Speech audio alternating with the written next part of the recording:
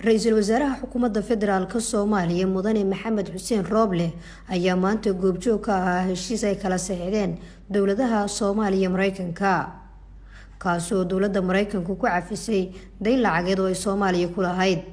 Heshiiskan ayaa daba socday shirkii naadiga Paris ee bishii March oo lagu go'aamiyay in Soomaaliya laga cafiyo dayn dhan 1.4 bilyan oo dollar kaasi oo dhigayay in Soomaaliya ay mid ula saxiixatay heshiisyo ay deymaha uga cafinayaan 10 dal ee ku leh deymaha ugu badan.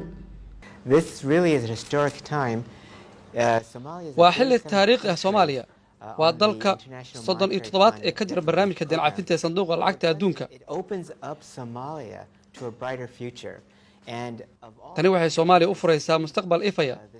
Marka laga hadlayo dalalka barnaamijkan ka faa'iideystay Soomaaliya waxay kamid tahay dalalka ugu wanaagsan ee dhinaca maamulka dhaqaalaha. Waxay kaloo muhiimad gaar u leedahay barnaamijyada mustaqbalka. For the government for what you have done to recognize this historic program and what you have done for the people of Somalia in the future.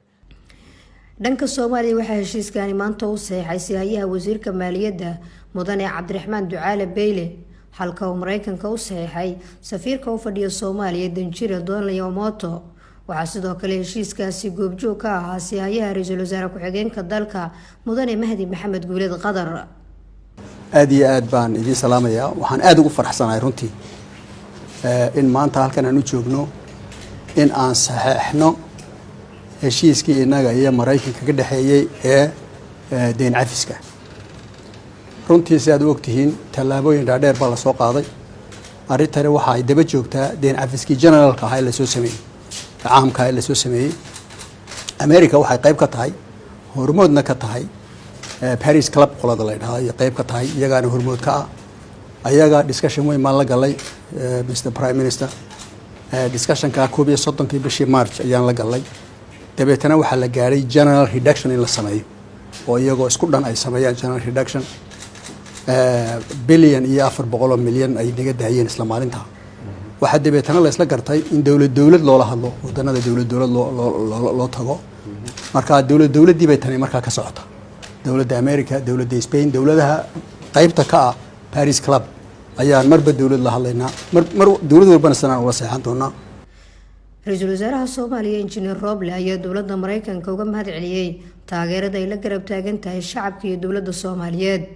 marqaatiga ka noqday saxiixan oo deynta loogu cafinayo Soomaaliya marka koowaad dawladda Mareykanka United States of America way ku mahadsantahay always supportiga in la siiso oo aad iyo aad ay ugu dadaalaan markasta inay garab istaagaan especially Ambassador Donald Yamamoto oo noo aad wax badan uga qabtay Soomaaliya har iyo habeenna garab taagan isaga loo kumaysan yahay. Tallaabadan ay dawladda Mareykanka Soomaaliya uga cafisay qaybtii uga soo aaday deyn cafinta dalalka naadiga Paris ayaa tallaabo kale oo Soomaaliya u dhaweynaysa in si buuxda deymaha looga cafiyo isla markaana ay u gaarto horumar dhaqaale. Nasra Bashiir Ali warbaahinta qaranka magaalada Muqdisho.